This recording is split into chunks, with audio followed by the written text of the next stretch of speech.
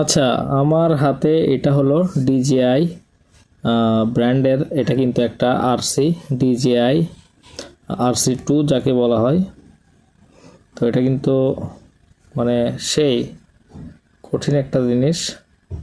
তো একটা আপডেট মানে এটা আসলে কিভাবে আপডেট করবেন, তো এখানে কিন্তু আপনাকে নোটিফিকেশন দিবে যে ফার্মওয়্যার আপডেট আছে। আমারটা একদম লেটেস্টে আছে, মানে যখনই আসলে নতুন নতুন আপডেট আসে আমি কিন্তু সাথে সাথেই সেগুলো আপডেট করে নেই।